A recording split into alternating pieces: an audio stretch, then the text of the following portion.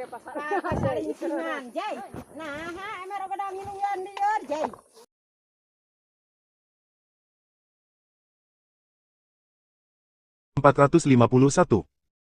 Dev, kamu terlalu sopan. Kami harap Anda dapat membantu kami di masa depan. Ya, Tuan Liddell, Anda memiliki bisnis yang begitu besar. Jangan bilang kamu tidak mengenal teman sekelasmu yang malang jika kami mencarimu di masa depan. Tan, Liddell, apakah Anda masih membutuhkan orang untuk bekerja di perusahaan Anda? Banyak dari kami tidak diterima di perguruan tinggi setelah lulus dari sekolah menengah dan belum menemukan pekerjaan yang cocok.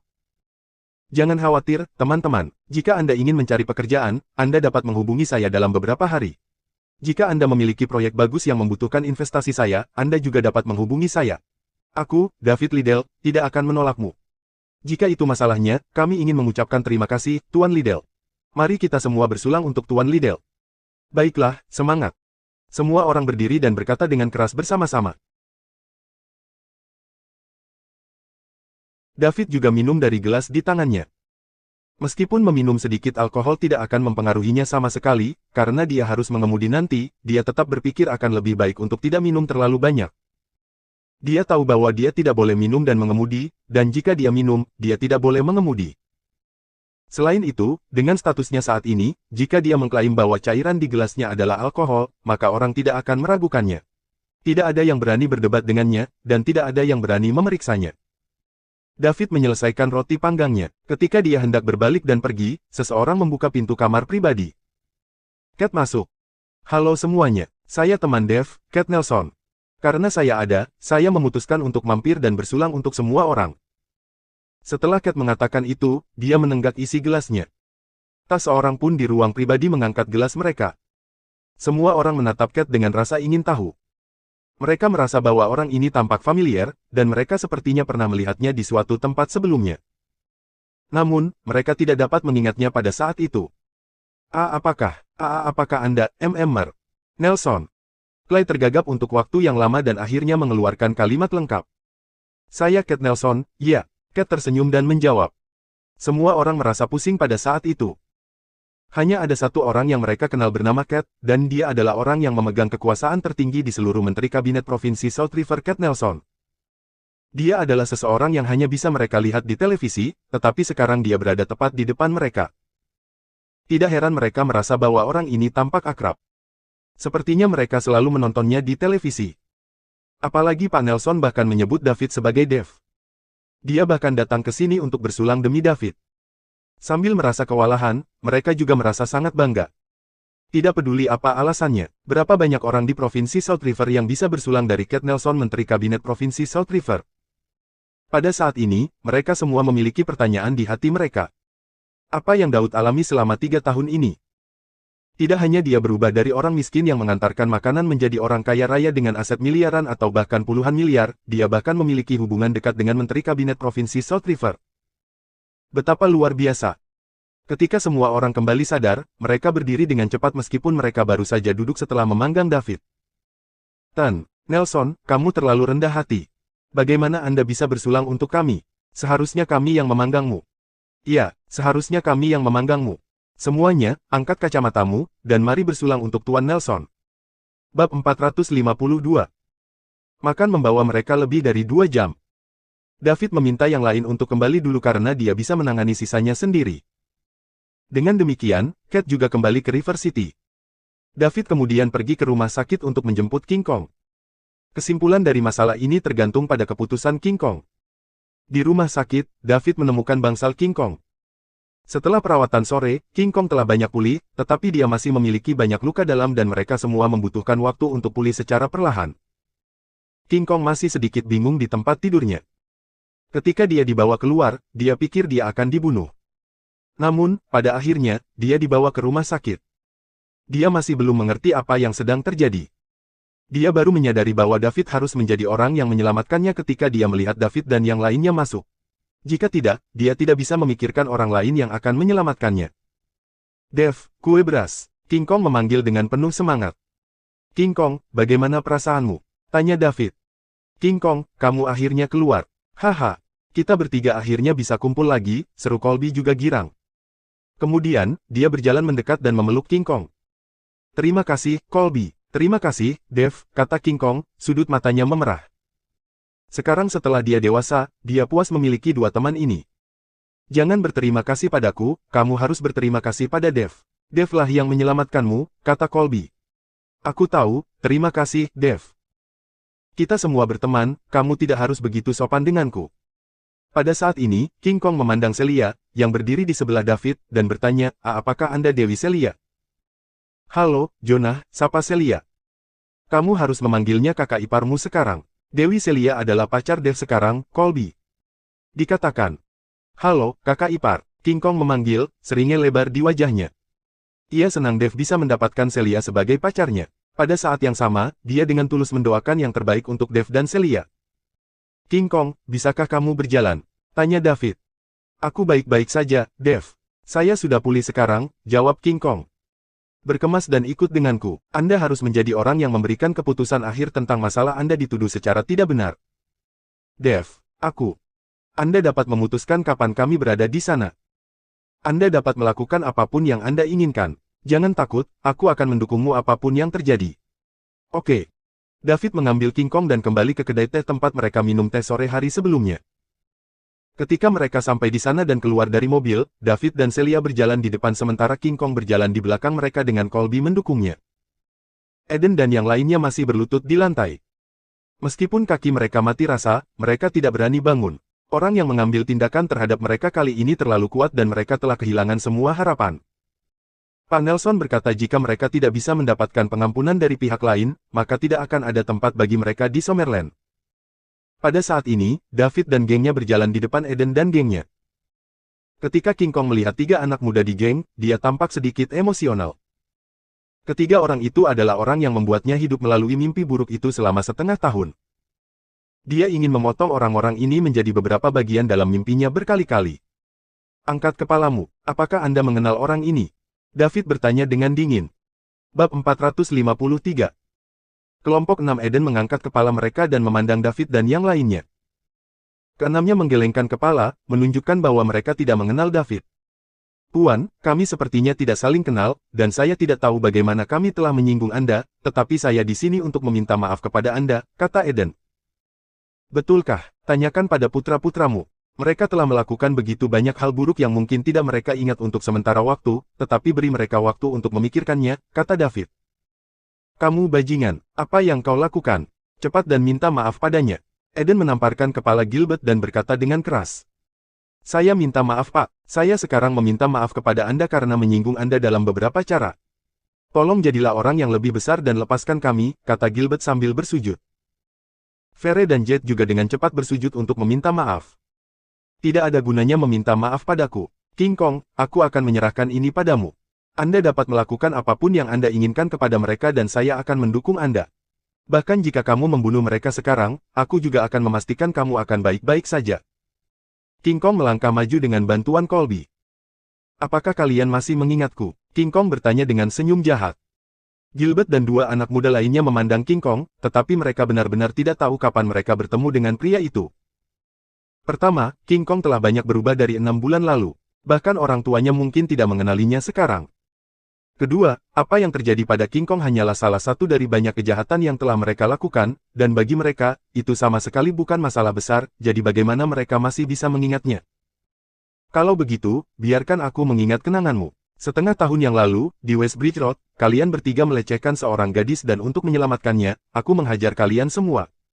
Namun, Anda berhasil membalikkan situasi dan menuduh saya melakukan pemerkosaan dan cedera tubuh yang menyedihkan. Akhirnya, saya dijatuhi hukuman 15 tahun penjara dan Anda dipuji sebagai pahlawan. Betapa ironisnya itu. Kakak kamu orang yang mengawasi lokasi konstruksi. Gilbert bertanya, menunjuk King Kong. Ketika King Kong mengatakan itu, ketiganya langsung ingat. Bagaimanapun, mereka hanya berhasil keluar dari situasi itu karena bantuan dari keluarga mereka. Itu benar, aku yang mengawasi lokasi konstruksi. Namun, peran kami sekarang telah terbalik. Katakan, bagaimana aku harus membalas kebaikanmu? King Kong bertanya dengan seringai dingin. Tamparan. Tamparan. Tamparan. 3 tamparan terdengar secara berurutan. Namun, mereka bukan dari King Kong. Sebaliknya, itu dari Eden, Fere, dan Milton. Mereka semua menamparkan putra mereka. Pada saat yang sama, mereka memarahi. Kamu bajingan, ini semua salahmu. Cepat dan kontol untuk meminta maaf. Kamu sampah yang tidak berguna. Itu adalah akhir dari masalah itu. Keenamnya dikirim untuk mengalami apa yang dialami King Kong. Sementara itu, King Kong memutuskan bahwa setelah dia pulih, dia akan masuk secara acak untuk memukuli mereka. Dia hanya akan berhenti ketika dia akhirnya merasa lebih baik. Setelah itu, pihak berwenang akan memeriksa 6 kejahatan sebelum mendakwa mereka. David merasa bahwa mereka setidaknya akan mendapatkan hukuman penjara seumur hidup. Mereka harus tetap berada di balik jeruji besi selamanya jika mereka keluar untuk terus menyakiti orang lain. Tentu saja, akan lebih baik jika mereka mendapat hukuman mati. Colby tinggal di kota Su untuk tinggal di sisi King Kong saat dia pulih. Ketika King Kong pulih, mereka akan pergi mencari David. Ketika David hendak kembali ke River City, dia menerima telepon. Itu dari Tuan Tua Stephanie, kepala staf Summerland. Dia memberitahu David bahwa Dark Cape akhirnya bisa menggunakan medan magnet dan mereka tidak perlu takut lagi pada Falconia. Karena itu, David tidak perlu bersembunyi lagi. Dia meminta David untuk pergi ke ibu kota dalam 3 hari karena dia memiliki sesuatu untuk diumumkan. Karenanya, David hanya bisa langsung menuju ke ibu kota bersama Celia. Dia bisa merasakan bahwa Tuan Tua Stephanie akan memberitahunya sesuatu yang penting. Bab 454. Setelah David dan Celia kembali ke River City, mereka langsung terbang ke Capital City. Karena Tuan Tua Stephanie memintanya untuk tiba di ibu kota dalam 3 hari, pasti ada sesuatu yang sangat penting terjadi. Setelah tiba di ibu kota dan mengirim Celia pulang, David menelepon Mason kembali dan memberitahu dia bahwa dia telah tiba di ibu kota. Dengan itu, Mason mengirim seseorang untuk menjemput David. Mereka bertemu di halaman besar yang sama dari terakhir kali. David mendorong pintu hingga terbuka dan menemukan Mason menunggunya di kursi di halaman dengan mata tertutup. Perbedaannya adalah kali ini cicit Mason, Julia, tidak ada di sana, dan hanya Mason hadir. Tuan Tua Stephanie, panggil David dengan hormat. David sangat mengagumi kekuatan pria tua legendaris ini serta kontribusinya untuk Summerland. Kamu di sini, Mason memejamkan mata dan menjawab. Ya. Pergi dan ambil bangku di rumah sehingga kamu bisa duduk di sini. Baiklah. Setelah David selesai berbicara, dia masuk ke dalam rumah, membawa bangku keluar, dan duduk di sebelah Mason. David, sekarang setelah kamu mencapai level ini, ada beberapa hal yang harus kamu ketahui. Tolong beritahu saya, Tuan Tua Stephanie. Bagaimana menurutmu tentang situasi di Summerland hari ini? Tanya Mason. David berpikir sejenak dan berkata, Summerland adalah salah satu dari 2 kerajaan besar, jadi situasi di negara ini secara alami cukup bagus. Itu hanya di permukaan, tetapi dalam kenyataannya, ada gejolak mendasar di Summerland, dan negara ini dalam keadaan genting. Bagaimana mungkin? David bertanya dengan kaget. Sebagai salah satu dari 2 kerajaan besar, Summerland adalah satu-satunya negara yang bisa melawan Falconia sendirian. Mungkinkah akan ada gejolak mendasar di Summerland? Mungkinkah negara itu dalam keadaan genting? Jika itu masalahnya, apakah Falconia tidak akan mengambil tindakan lebih awal? Jika kerajaan hegemonik seperti Falconia memiliki kesempatan untuk menggulingkan Summerland, itu tidak akan pernah sia-sia. Falconia sudah lama ingin menjadi bos dunia ini, tetapi Summerland selalu membatasi mereka. Meskipun saya ingin memberitahu Anda bahwa meskipun kedengarannya tidak mungkin, itu benar. Sekarang masih damai karena saya belum mati. Begitu aku mati, Falconia akan mencoba mengambil bagian terbesar dari kue tanah air. Pada saat yang sama, negara dan kekuatan lain juga ingin menggigit, kata Mason dengan suara rendah. Tuan Tua Stephanie, apakah Anda? David bergidik ketika dia melihat Mason. Kemudian, dia dengan hati-hati menggunakan kekuatan pikirannya untuk merasakan aura lelaki tua itu. Mason juga tidak menghentikannya dan membiarkan David melanjutkan. Tak lama kemudian, David bisa merasakan tubuh Mason seperti terik matahari. Itu menyala-nyala dan auranya begitu kuat sehingga David, seorang master yang baru saja melampaui puncak peringkat naga, gemetar. Meski begitu, pada saat yang sama, David juga merasakan aura Mason berangsur-angsur memudar seiring waktu di tubuh yang terbakar seperti matahari yang terik. Selain itu adalah penurunan yang tidak dapat diubah. Sama seperti bagaimana setiap orang akan melalui kelahiran, penuaan, penyakit, dan kematian. David menatap Mason dengan mata terbelalak. Apakah orang tua legendaris Summerland hampir di akhir hidupnya? Apa? David merasa sulit untuk menerimanya. Orang tua itu telah mendedikasikan hidupnya untuk Summerland. Dia membimbing Summerland dari negara yang ditindas ke ketinggian seperti sekarang. Itu sekarang telah menjadi salah satu dari 2 kerajaan besar di dunia dan telah berubah dari mangsa menjadi pemangsa. Dapat dikatakan bahwa tidak ada seorang pun di dunia yang pernah mencapai prestasi seperti itu. Dia seperti kekuatan penstabil untuk Summerland. Selama dia ada di sana, tidak ada seorang pun, termasuk Falconia, yang berani memiliki niat buruk terhadap Summerland. Ini adalah kekuatan pencegah orang tua ini. Sekarang, kehidupan legendaris orang tua ini akan segera berakhir.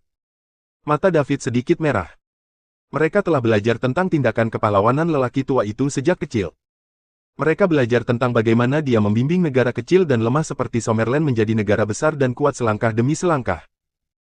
Selama periode ini, ia mengalami banyak bahaya, krisis hidup dan mati, dan menderita luka parah. Puan tua Stephanie adalah pahlawan dari seluruh Summerland. Namun, apa yang dilihat David sekarang adalah bahwa bahkan seorang pahlawan pada akhirnya akan melewati masa jayanya. David, kamu tidak perlu sedih. Semua orang akan mengalami ini. Saya telah hidup selama 128 tahun, yang jauh melampaui umur manusia biasa.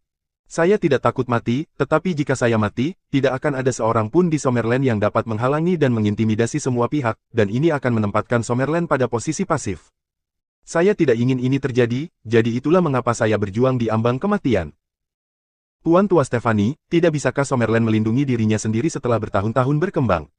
Tanya David. Jika medan magnet tidak berkembang begitu cepat, tentu saja, itu mungkin terjadi. Sekarang medan magnet hampir mengelilingi seluruh negeri. Ini bukan hanya sebagai bentuk perlindungan agar orang lain tidak bisa mengancam Summerland, tetapi juga sangkar karena Summerland tidak bisa mengancam orang lain. Pada saat ini, kita membutuhkan pencegahan individu dengan kekuatan tempur tertinggi. Ada 3 penjaga di Summerland termasuk saya, yaitu, para master di peringkat dewa yang berada di atas peringkat naga, dan ada 7 orang yang setengah jalan menuju peringkat dewa seperti Anda. Kita semua membentuk organisasi tertinggi Summerland, Parlemen Summerland. Selain itu, Summerland memiliki organisasi rahasia yang terdiri dari peringkat teratas naga, yaitu Tim Naga. Orang-orang ini mewakili kekuatan tempur kelas atas Summerland.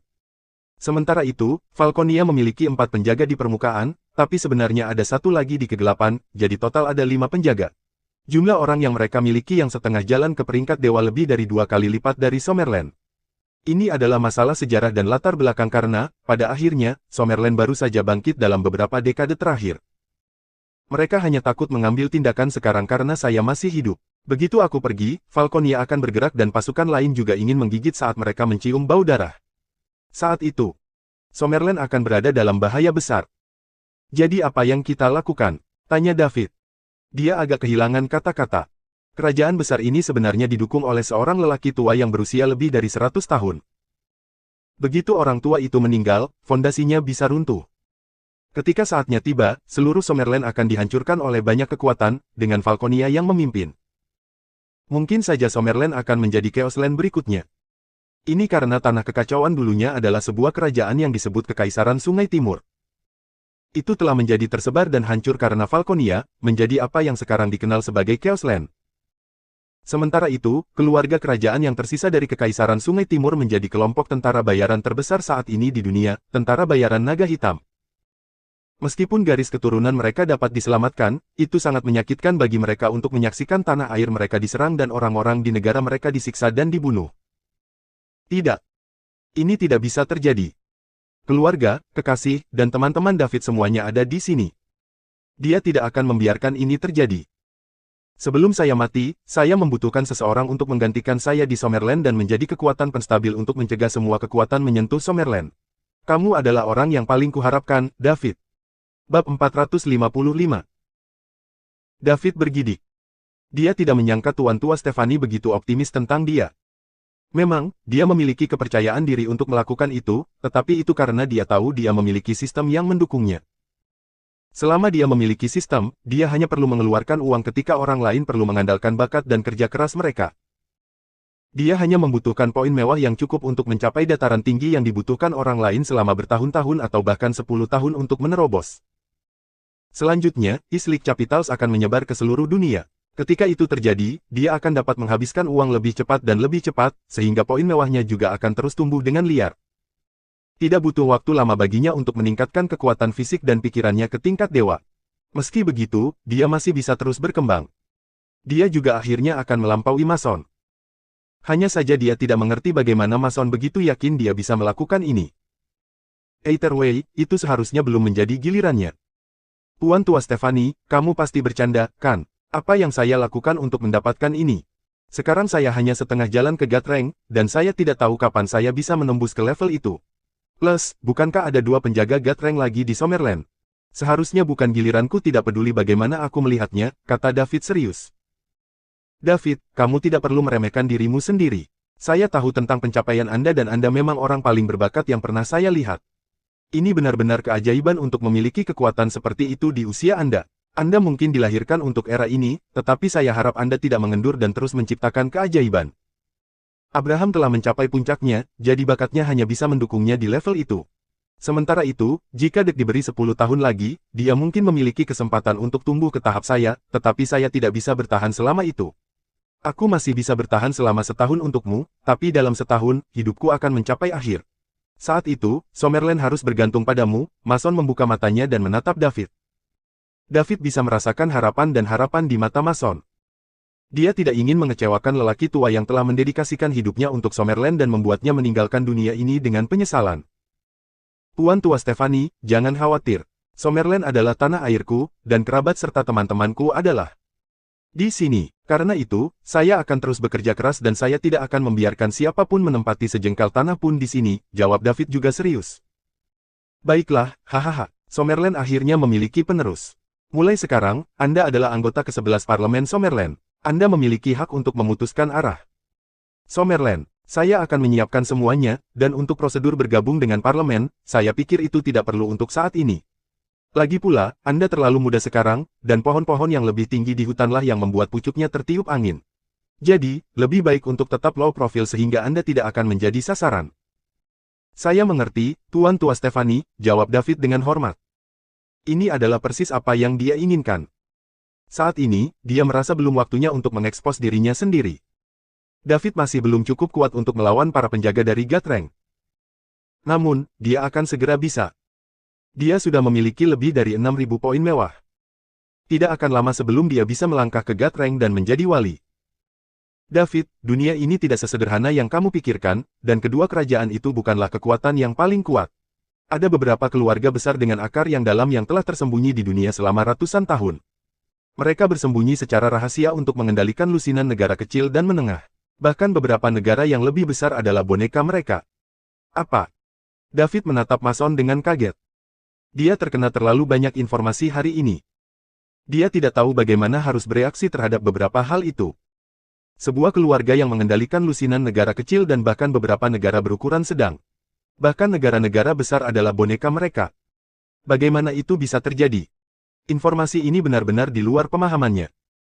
Dia selalu percaya bahwa negara adalah kekuatan terbesar dan bahwa sebuah keluarga hanya bisa berada di bawah negara.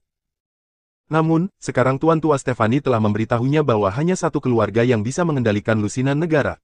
Lebih jauh lagi, dari apa yang dikatakan Tuan Tua Stephanie, ada lebih dari satu keluarga seperti itu. Bab 456. Apakah Summerland memiliki keluarga seperti itu? Sebuah pertanyaan muncul di benak David. Tuan Tua Stephanie, bagaimana dengan Summerland? Tanya David. Ya, Summerland juga memiliki banyak keluarga seperti ini yang tersembunyi dalam kegelapan, tetapi di masa lalu, kekuatan militer Summerland cukup kuat untuk menghalangi mereka sepenuhnya, jadi mereka tidak berani keluar dengan bebas. Namun, dengan perluasan medan magnet, senjata besar akan menjadi tidak berguna, dan keluarga-keluarga ini akan mulai bermunculan.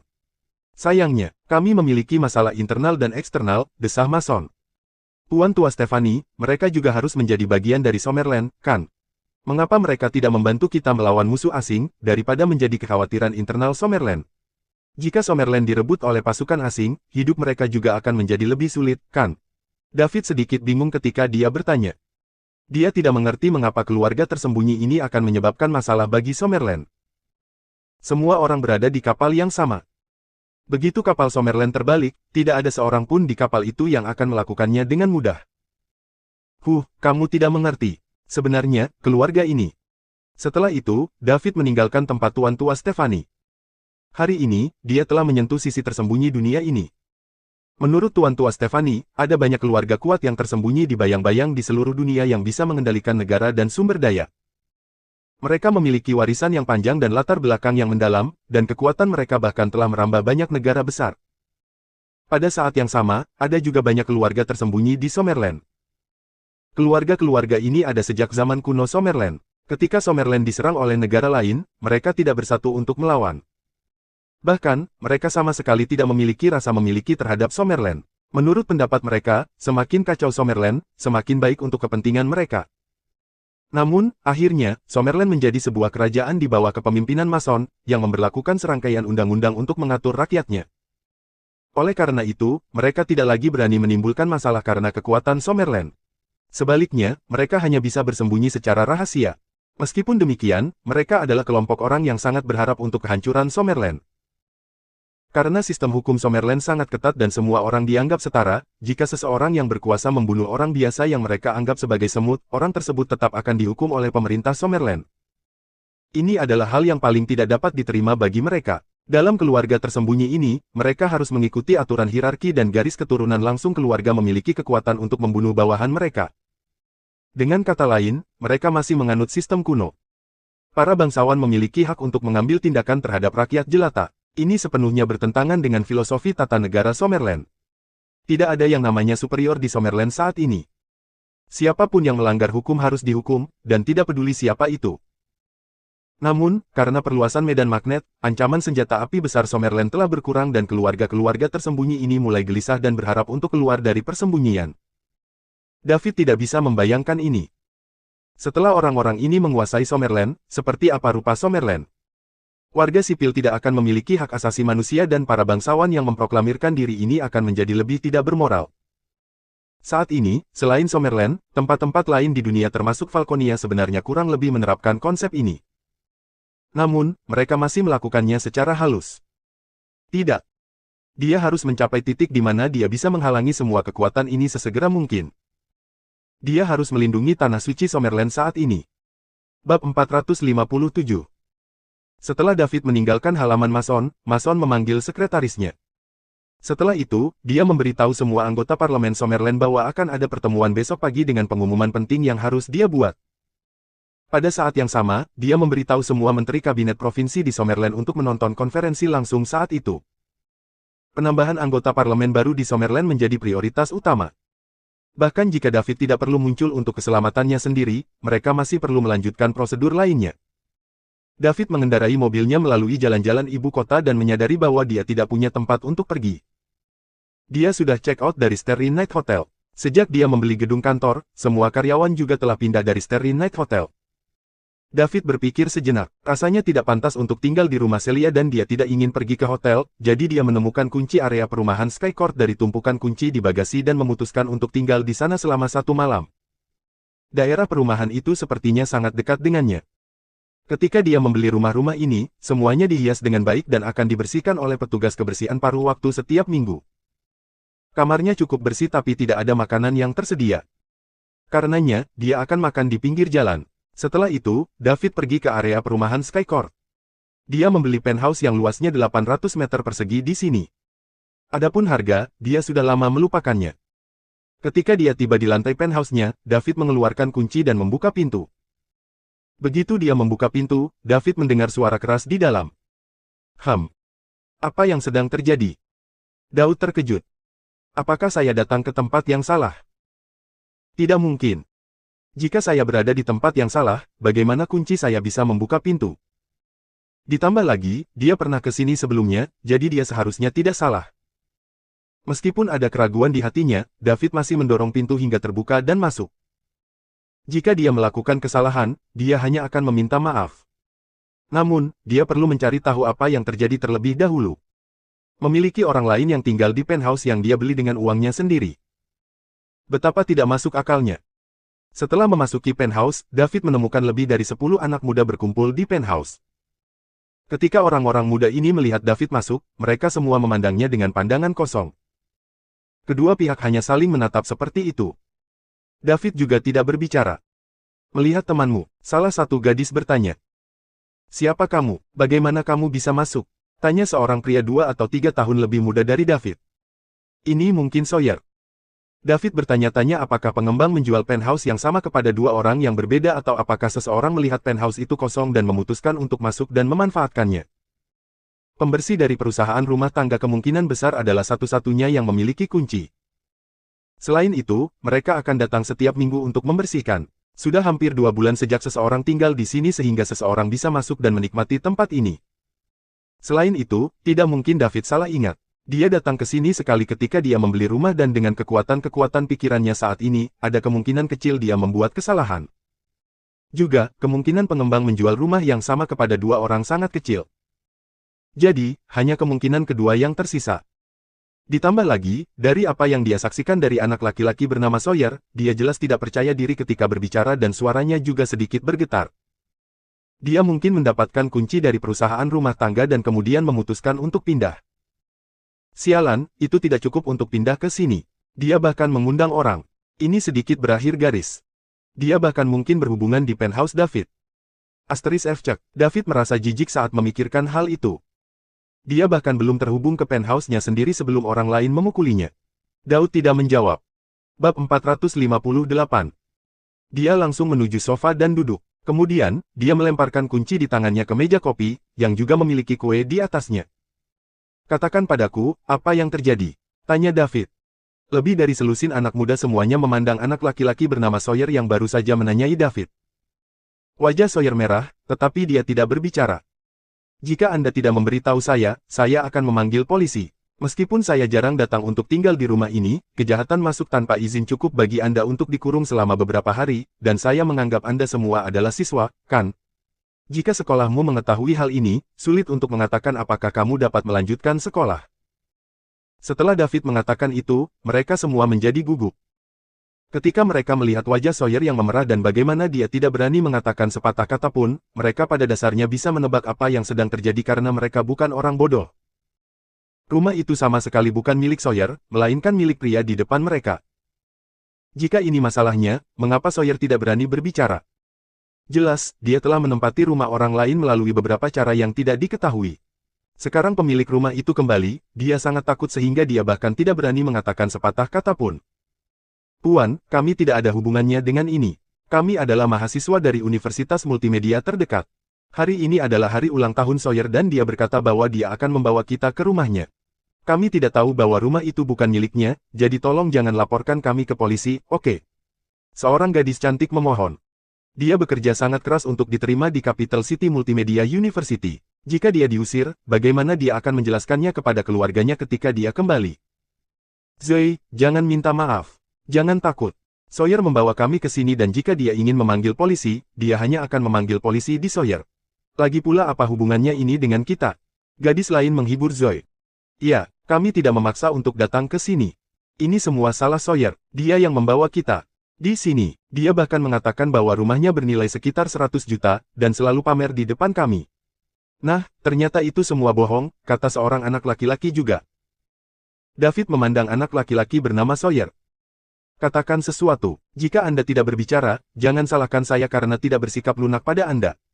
Petik 2. David tidak ingin membuat masalah untuk anak laki-laki bernama Sawyer ini. Namun, karena dia bersalah, dia setidaknya harus meminta maaf, kan? Ini adalah masalah besar, tetapi pada saat yang sama, itu bukan masalah bencana. Itu hanya membuat David merasa sedikit jijik. David tidak akan tinggal di rumah ini lagi. Adapun apa yang akan dia lakukan pada Sawyer, itu akan tergantung pada apa yang dilakukan Sawyer selanjutnya. Jika dia meminta maaf secara berbeda dan tulus, David tidak akan berpisah dengannya karena statusnya saat ini. Pada saat ini, Sawyer merasa wajahnya seperti terbakar. Dia sangat ingin merangkak ke dalam lubang di tanah. Dia telah menempati penthouse David dan David bahkan mengeksposnya di depan semua orang. Bukan saja dia tidak merasa menyesal, dia bahkan merasakan kebencian yang mendalam terhadap David. Mata merah darahnya memelototi David seolah dia akan menelannya utuh. Keluarga Sawyer tidak begitu nyaman. Namun, dia terlalu sia-sia dan sangat pandai berpura-pura. Secara kebetulan, ayahnya adalah seorang tukang reparasi mobil dan ibunya adalah staf yang melayani pelanggan di perusahaan rumah tangga ini. Oleh karena itu, dia biasanya akan mengambil kunci mobil mewah dari ayahnya dan pamer di depan teman-teman sekelasnya. Selain itu, dia akan pergi untuk membersihkan rumah klien ibunya dengan ibunya setiap minggu. Kenyataannya, ketika dia sampai di rumah yang bagus, dia akan terus memotret dan mempostingnya ke Instagramnya. Ditambah lagi, dia bahkan memblokir kerabat dan teman orang tuanya sehingga orang-orang yang mengetahui latar belakangnya tidak akan pernah tahu tentang apa yang dia posting. Alasan dia melakukan itu adalah agar orang-orang dari universitas akan memandangnya dengan iri di mata mereka. Dia akan datang untuk membersihkan penthouse ini bersama ibunya setiap minggu. Dia akan mencatatnya setiap kali dia pergi keluar dan dia memperhatikan bahwa rumah ini telah kosong selama hampir 2 bulan. Oleh karena itu, dia akhirnya mengambil kunci dari ibunya secara diam-diam dan membuat salinannya. Dalam seminggu terakhir, dia telah tinggal di sini. Kebetulan hari ini adalah hari ulang tahunnya. Dia ingin mengundang beberapa teman sekelasnya untuk melihat rumahnya dan iri padanya. Sementara dia melakukannya, dia akan mengundang gadis yang dia kejar baru-baru ini untuk datang juga. Dia bahkan memutuskan untuk membawanya ke tempat tidur malam ini. Namun, dia tidak mengharapkan pemilik rumah untuk kembali. Bagaimana dia akan menunjukkan wajahnya di kampus sekarang? Saat ini, dia bahkan memiliki pikiran untuk membunuh David. Bab 459. Sawyer menatap David dengan mata yang merah darah karena marah. David bisa merasakan fluktuasi besar dalam emosi Sawyer, serta dadanya yang dipenuhi amarah. Pada saat yang sama, bahkan ada jejak niat membunuh. Anak ini agak ekstrim. Alih-alih merenungkan diri ketika dia melakukan kesalahan, dia menyalahkan korban. Untungnya, Sawyer bertemu dengan David. Jika itu adalah orang biasa, dia mungkin telah mengambil rute ekstrim dan membalas dendam pada orang lain. Perilaku ini tidak dapat diterima. Apalagi saat bocah bernama Sawyer ini masih berstatus pelajar. Ketika David mendengar apa yang dikatakan orang-orang ini barusan, dia sedikit banyak bisa mengetahui apa yang sedang terjadi. Sawyer mungkin mengetahui dari suatu tempat bahwa rumah ini tidak berpenghuni, jadi dia mendapatkan kunci dari staf rumah tangga dan mengundang teman-teman sekelasnya untuk datang agar dia bisa pamer. Sebenarnya ada cukup banyak orang seperti itu di masyarakat saat ini. Terus terang, mereka tidak memiliki kekuatan dan kemampuan untuk pamer, tetapi mereka masih sangat sia-sia. Meskipun ada banyak orang seperti itu, mereka biasanya secara aktif mengakui kesalahan mereka dan memohon pengampunan dari orang lain ketika ditemukan. Namun, orang-orang seperti Sawyer yang tidak memiliki belas kasihan tetapi memiliki aura pembunuh di hatinya dan bahkan ingin membalas dendam pada korban tidak dapat dimaafkan. Pikiran mereka bahkan mungkin sedikit bengkok. Mereka bahkan tidak bisa membedakan yang benar dari yang salah. David merasa perlu memberi pelajaran pada anak ini, jika tidak, jika dia terus berkembang seperti ini, dia mungkin menjadi orang antisosial lain di masa depan. Dia tidak ingin membuang-buang napas, jadi David mengeluarkan teleponnya dan menelepon Departemen Keamanan Daerah Perumahan. Dia telah mencatat ini ketika dia membeli penthouse ini. Keamanan sangat baik di daerah perumahan kelas atas ini, dan mereka juga sangat bertanggung jawab. Lagi pula, orang yang mampu tinggal di tempat seperti itu bukanlah orang biasa, dan para penjaga tidak berani menyinggung perasaan mereka. Ketika Sawyer melihat bahwa David benar-benar memanggil seseorang, dia panik dan segera berbalik untuk melarikan diri dari tempat kejadian. Dia tidak bisa ditangkap karena begitu dia tertangkap, semua kebohongannya akan terkoyak dan terungkap. Bagaimana dia akan menghadapi keluarganya nanti? Bagaimana dia akan menghadapi teman-teman sekelasnya? Bahkan mungkin lebih baik mati. Namun, jika dia meninggal, dia ingin seseorang melakukan gaun dengannya. Saat Sawyer berbalik untuk melarikan diri, David berdiri dan mencengkeram bahu Sawyer, menjepitnya di sofa sehingga dia tidak bisa bergerak.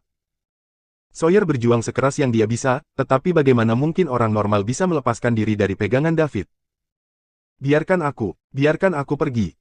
Sawyer berkata dengan gigi terkatup. Namamu Sawyer, kan? Anda harus cukup berani untuk mengambil tanggung jawab ketika Anda melakukan sesuatu yang salah. Jika Anda tidak dapat menerima hukuman, maka jangan lakukan itu. Masalah hari ini bukan masalah besar, tetapi saya terutama ingin memberi Anda pelajaran. Saya harap Anda akan mengingat ini di masa depan, kata David. Sawyer berjuang untuk sementara waktu, dan ketika dia menemukan bahwa dia tidak dapat melepaskan diri, dia berhenti membuang-buang kekuatannya. Meski begitu, dia terus memelototi David dengan mata merah darah seperti binatang buas. Setelah David merasa bahwa Sawyer tidak lagi berjuang, dia melepaskannya. Kemudian, dia memandang Sawyer dan berkata, "Jangan memelototiku seperti itu. Tidak ada gunanya, saya tidak akan jatuh untuk itu." Petik 2. Lebih dari selusin orang di rumah itu tidak berani pergi. Bagi mereka, David jelas merupakan orang yang hebat karena dia bisa tinggal di rumah yang bernilai ratusan juta. Siswa-siswa ini tidak mampu main-main dengan pria seperti itu. Mereka hanya berharap agar David tidak melibatkan mereka dalam hal ini. Ketika mereka menunggu keamanan datang, David memanggil Hugo. Dia memberitahu Hugo apa yang terjadi sebentar dan memintanya untuk memeriksa apakah ini terjadi pada propertinya yang lain.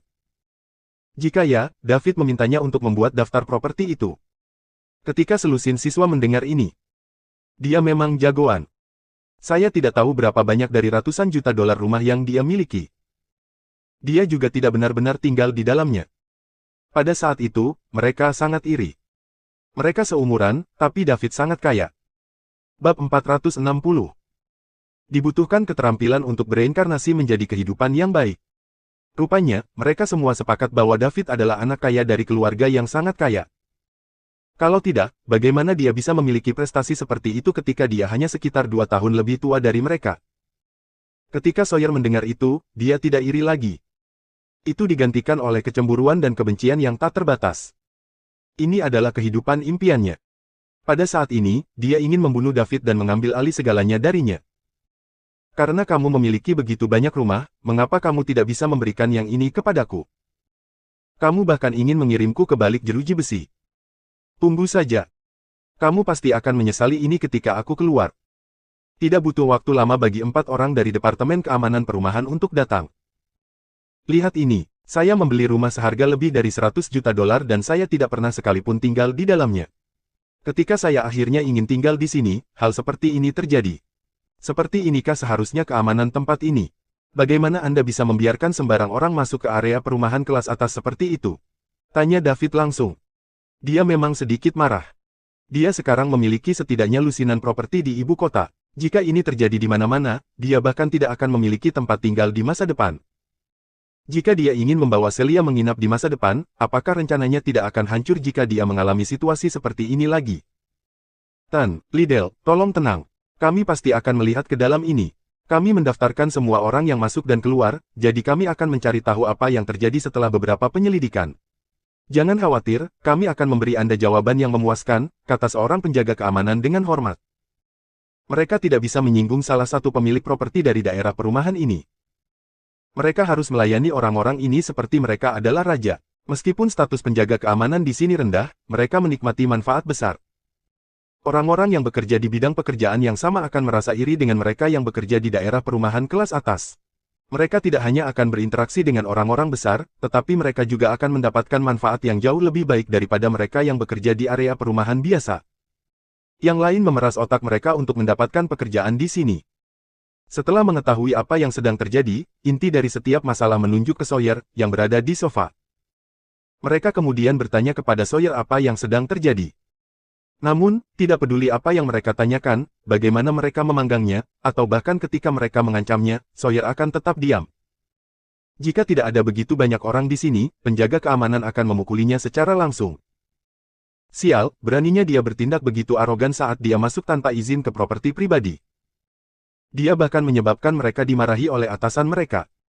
Jika mereka bisa membawa Sawyer kembali, mereka akan memukulinya untuk melampiaskan amarah mereka terlebih dahulu.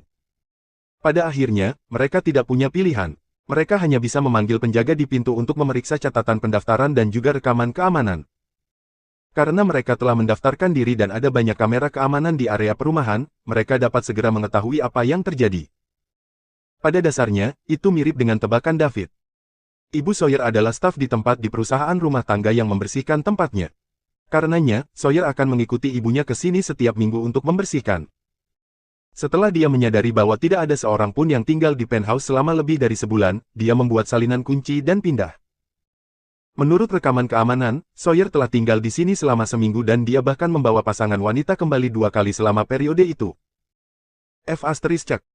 David mengutuk dalam hatinya. Memang, seperti yang dia duga. Sawyer memang berhubungan dengan seseorang di sini. Bab 461. Ketika selusin orang di ruangan itu mendengar apa yang dikatakan penjaga keamanan daerah perumahan, mereka semua memandang Sawyer dengan jijik. Terutama beberapa gadis yang menatapnya dengan jijik. Mereka tidak menyangka bahwa Sawyer, yang selama ini berpura-pura menjadi anak super kaya di kampus, sebenarnya adalah seorang pengemis yang pantas menyandang nama tersebut. Ibu Sawyer, yang katanya adalah CEO dari perusahaan yang terdaftar, ternyata adalah seorang pembantu rumah tangga yang bekerja di sebuah perusahaan rumah tangga. Tan, Liddell, lihat apakah ada barang berharga di rumah yang hilang. Kami sekarang akan membawanya ke kantor polisi. Lain kali, kami akan mengirim seseorang untuk mengawasi pembantu rumah tangga. Saya harap Anda bisa menjadi orang yang lebih besar di sini, kata penjaga keamanan itu dengan hati-hati. Pada akhirnya, mereka juga harus mengambil tanggung jawab besar untuk masalah ini. Jika David ingin mengejar ini, mereka bahkan mungkin kehilangan pekerjaan. Baiklah, aku tidak kehilangan apapun. Kirim saja dia ke stasiun dan kunci dia selama 2 hari untuk memberinya pelajaran, kata David santai.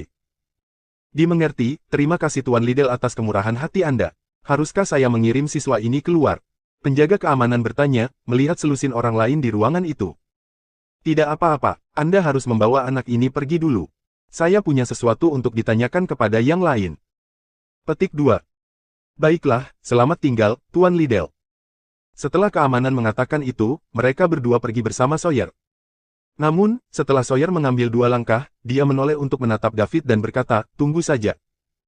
Namun, yang menyambutnya adalah tamparan dari Satpam. Tamparan. Apa yang kamu lihat? Saya akan menggali bola mata Anda jika Anda terus menatapnya.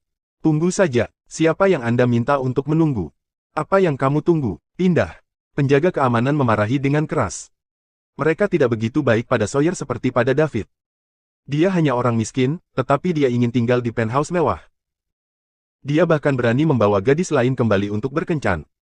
Para penjaga keamanan bahkan tidak berani memikirkan hal ini. Sial, kita harus membawanya pergi dan memukulinya untuk melampiaskan amarah kita sebelum memutuskan hal lain. Para penjaga keamanan segera pergi bersama Sawyer. Namun, David merasa bahwa anak itu benar-benar seseorang yang berbahaya dilihat dari perilakunya, matanya yang berubah menjadi merah darah karena melotot dan jejak niat membunuh itu. David baik-baik saja dengan itu. Tidak banyak orang di dunia ini yang bisa menyakitinya. Jika Sawyer memang datang untuknya, dia bisa menjaganya. Namun, begitu siswa lain menyebarkan apa yang terjadi pada Sawyer kepada semua orang di kampus, dia mungkin akan membalas dendam pada mereka semua setelah dia dibebaskan berdasarkan sifatnya yang meledakkan hal-hal terkecil. Ketika itu terjadi, itu akan sangat merepotkan karena mereka tidak akan siap untuk menjadi sasaran arwah pendendam, karena mereka semua hanyalah orang biasa. Ceritakan tentang anak itu, kata David kepada orang-orang yang tersisa di ruangan itu. Segera, semua orang mulai memberitahu David semuanya satu demi satu. Mereka memberitahu David betapa sombongnya Sawyer dan bagaimana dia berpura-pura dari keluarga kaya. Para dosen dan mahasiswa di kampus semua mengira Sawyer berasal dari keluarga kaya luar dalam. Tak satu pun dari mereka mengharapkan ini menjadi kebenaran. David berkata setelah memikirkannya, saya harus menyarankan Anda untuk tidak menyebarkan ini ketika Anda kembali ke kampus. Anggap saja kamu tidak tahu tentang ini. Mengapa? Tikus itu membohongi kita, jadi kita harus mengeksposnya dan membuatnya kehilangan muka dan statusnya di kampus. Kalau tidak, saya bahkan tidak tahu berapa banyak orang lain yang akan tertipu olehnya, kata salah satu anak laki-laki dengan marah. Sawyer telah menipu banyak gadis dengan identitas anaknya yang kaya dan anak laki-laki itu sudah lama iri padanya. Sekarang setelah dia melihat wajah asli Sawyer, dia harus memberitahu semua orang tentang ini. Dia ingin gadis-gadis pengejar uang di kampus itu melihat kebenaran di balik anak kaya yang mereka kejar dengan gila-gilaan. Ya, kita harus mengekspos dia. Kita tidak bisa membiarkan dia menipu lebih banyak orang, siswa lain juga menimpali. Aku mengerti bagaimana perasaanmu sekarang, tapi menilai dari karakter Sawyer. Bagaimana aku harus mengatakan ini? Dia sedikit ekstrim. Apakah kamu tidak khawatir dia akan membalas dendam pada kalian setelah dia dibebaskan? Tanya David. Apakah kamu pikir kami takut padanya? Dia hanya seorang pengemis. Ya, kami tidak takut padanya. Kami ingin berperang melawan semua kekuatan jahat. Apa-apaan ini? Bagaimana ini terkait dengan kekuatan jahat? David merasa sedikit tidak berdaya. Dia bisa merasakan niat membunuh yang diberikan Sawyer barusan. Itu bukan lelucon. Hanya seseorang yang ingin membunuh yang bisa mengeluarkan sesuatu seperti itu. Namun, para siswa ini tidak bisa merasakannya. Dia tidak bisa memberitahu mereka bahwa begitu mereka menyebarkannya, Sawyer mungkin akan membalas dendam pada mereka dan dia bahkan mungkin membunuh mereka, bukan? Bahkan jika dia mengatakan itu, para siswa yang tidak tahu kemampuan manusia jahat mungkin tidak akan menganggapnya serius. Bab 462. Apa yang harus dia lakukan? Jika hal-hal berkembang seperti yang dia prediksi, David akan merasa seperti dia telah membahayakan mereka jika sesuatu terjadi pada salah satu siswa ini. Aku tidak membunuh mereka, tetapi mereka mati karena aku. Jika dia bisa mencegah hal ini terjadi, David akan melakukan yang terbaik untuk mewujudkannya. Selain itu, dia akan menjadi anggota parlemen Summerland. Mereka adalah masa depan Summerland. Kalian semua harus mengikuti saya di Instagram. Saat Sawyer keluar, kau harus memberitahuku, dan pada saat yang sama, awasi dia.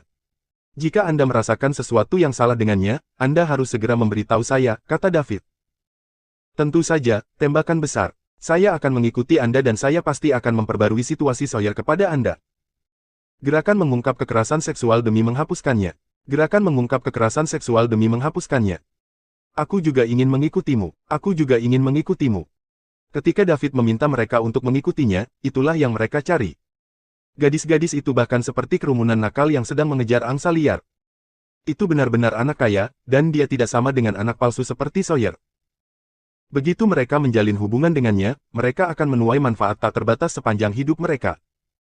Setelah semua orang mengikutinya, David pun bersiap untuk pergi. Dia tidak ingin tinggal di rumah ini yang telah ditinggali seseorang dan juga terhubung. Dia sangat jijik, itu saja.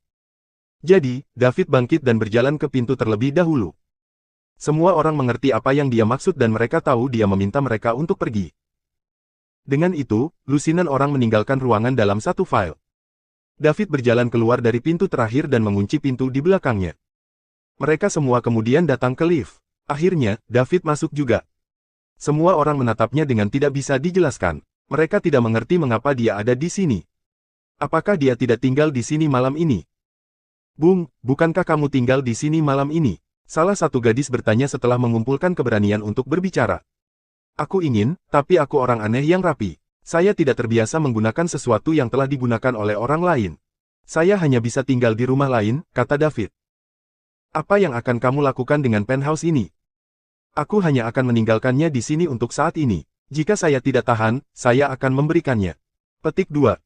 David tidak merasakan apa-apa saat mengatakan itu.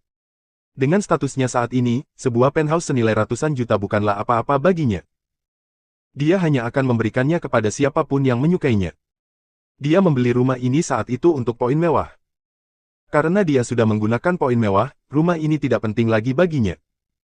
Namun, ketika para siswa yang baru masuk universitas mendengar itu, mereka semua menatap David dengan mata terbelalak dan rahang menganga.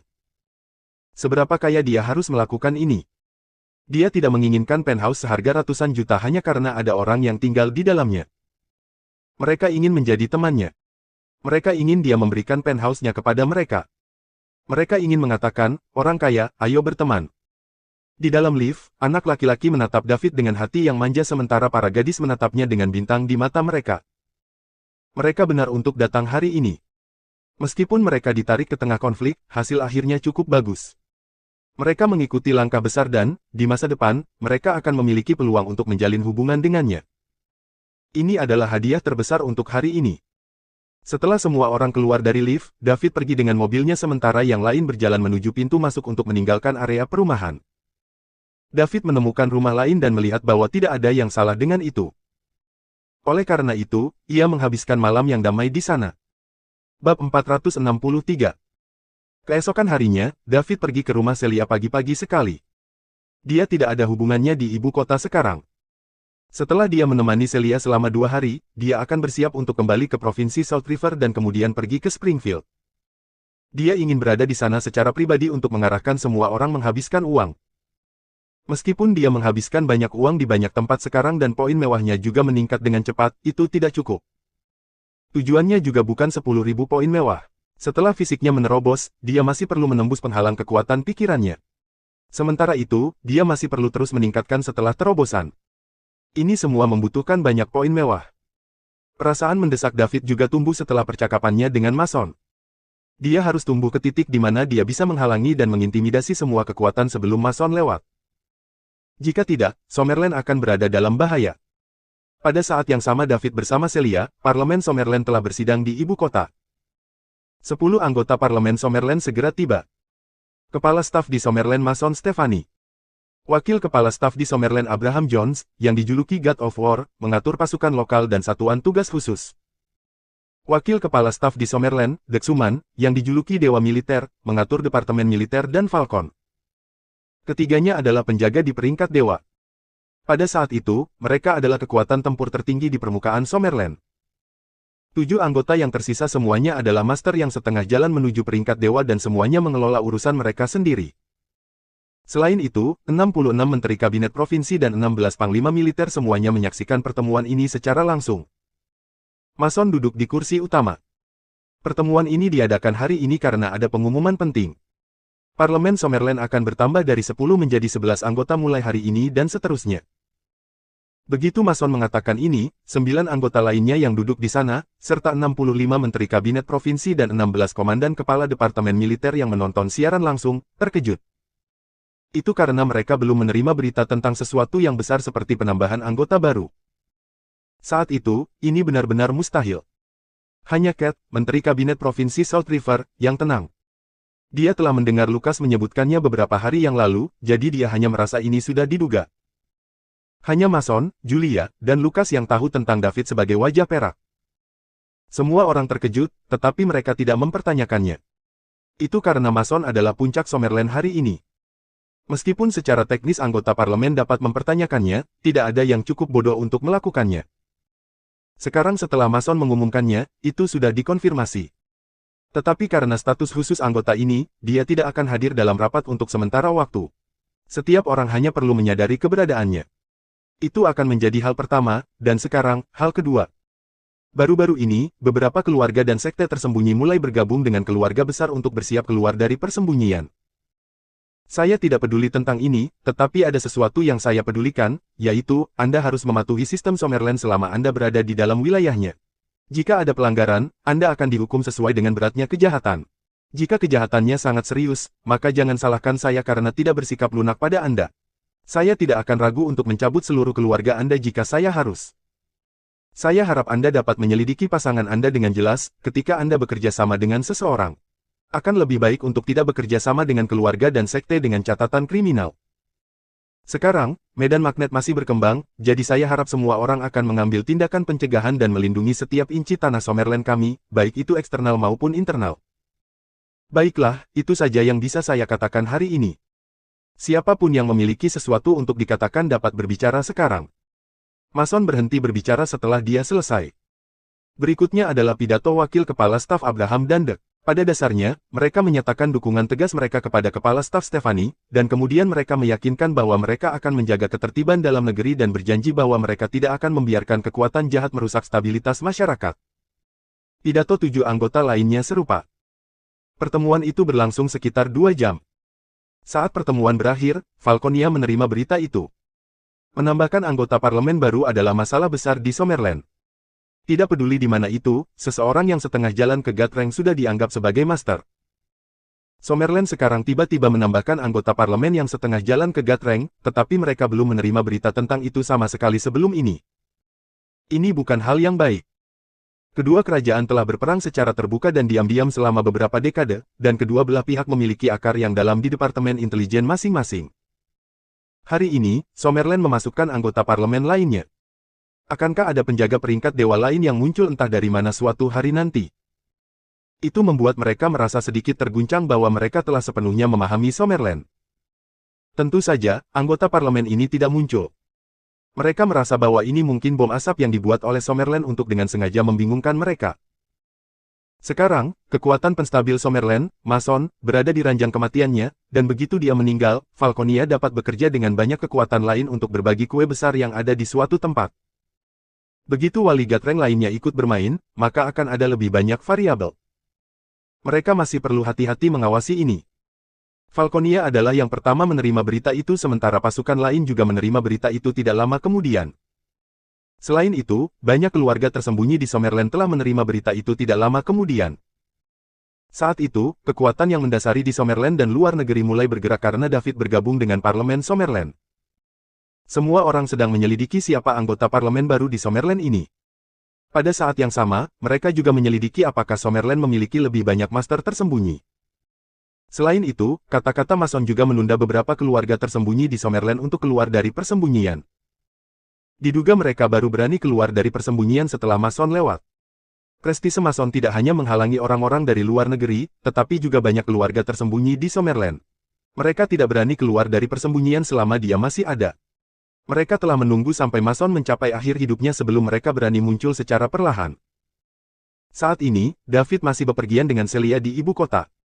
Dia tidak tahu bahwa banyak kekuatan di seluruh dunia sedang menyelidiki dia.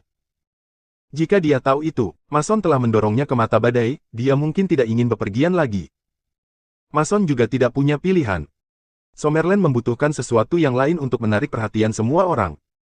Kalau tidak, semua mata akan tertuju padanya. Merilis berita tentang David sekarang setidaknya bisa menarik perhatian semua orang untuk sementara, dan pada saat yang sama, dia juga punya waktu untuk mempersiapkan backstop terakhir. David hanyalah satu kemungkinan, dan sebagai penguasa tertinggi Summerland, dia tidak akan mempertaruhkan segalanya di Summerland pada David. Itu akan terlalu berbahaya. Jika dia tidak hati-hati, dia akan kehilangan segalanya. Dia membutuhkan lebih banyak cadangan untuk Summerland. Orang tua ini, yang telah mendedikasikan hidupnya untuk negara Summerland masih membuat persiapan terakhir untuk Summerland saat dia berada di ranjang kematiannya. Bab 464. 3 hari kemudian, David menerima tugas mendesak ketika dia menemani Celia ke tempat wisata. Banyak orang tak dikenal muncul di hutan tua di perbatasan Summerland. Meskipun seseorang telah dikirim, mereka belum mengumpulkan informasi yang akurat. Karena itu, mereka meminta David untuk pergi dan melihatnya. Sejak penambahan anggota baru parlemen ke Summerland, banyak kekuatan ingin datang untuk melihat apakah itu nyata. Tujuan utamanya adalah untuk menentukan apakah anggota baru ini ada atau tidak. Jika dia ada dan Summerland bisa menyembunyikannya dengan baik, apakah akan ada karakter tersembunyi lain yang bersembunyi? Apakah wali Gatreng lainnya akan segera keluar? Ini adalah masalah yang sangat dikhawatirkan oleh banyak pasukan. Dengan kekuatan penstabil Summerland, Mason, di ambang kematian, dan 2 penjaga Summerland yang tersisa, Abraham dan Dek, belum dapat mencapai ketinggiannya, Summerland belum mengembangkan seorang pria yang dapat berdiri untuk menggantikan Mason. Banyak kekuatan yang serakah untuk mendapatkan bagian dari Summerland. Distribusi sumber daya di bumi saat ini pada dasarnya tetap. Oleh karena itu, jika seseorang ingin mendapatkan sesuatu, ia harus menjarahnya. Sementara itu, Summerland dan Falconia tidak diragukan lagi adalah negara dengan sumber daya paling banyak. Jika Mason mati dan Falconia memimpin, pasukan lain pasti akan seperti hiu yang mencium bau darah dan mereka akan bergegas untuk menggigit. Kali ini, karena Falconia yang memimpin penyelidikan, dan itu melibatkan sebagian besar kekuatan Summerland. Itulah mengapa pasukan lain berani terus menyebabkan masalah di perbatasan. Tugas David adalah menyingkirkan semua orang yang tidak relevan ini. Pada saat ini, di dalam hutan tua di perbatasan Summerland dan Falconia. Bang! Suara keras senapan sniper merobek udara. Bang bang bang bang bang bang. Kemudian, tembakan yang tak terhitung jumlahnya bisa terdengar. Selain itu, ini semua adalah senapan sniper yang telah diubah sehingga sangat kuat. Itu karena senapan sniper biasa sudah tidak berguna bagi para master yang berada di atas tier rank. Hanya senapan sniper yang diubah dan kuat yang dapat menyebabkan kerusakan pada master di atas peringkat harimau. Tidak lama setelah kedua belah pihak bertempur, tidak ada lagi suara tembakan. Kemudian, ada berbagai suara pertempuran. Patah. Seorang Falconian tinggi mematahkan leher seorang pria dari Summerland hanya dengan satu tangan. Dia tertawa terbahak-bahak, haha. Apakah tidak ada orang lain di Summerland? Mengapa Anda mengirim semua sampah Anda untuk mati? Ketika Mason mati, kami Falconian akan menginjak-injak setiap inci Summerland. Betulkah? Sangat disayangkan bahwa Anda tidak akan memiliki kesempatan ini. Pergilah ke neraka, bajingan.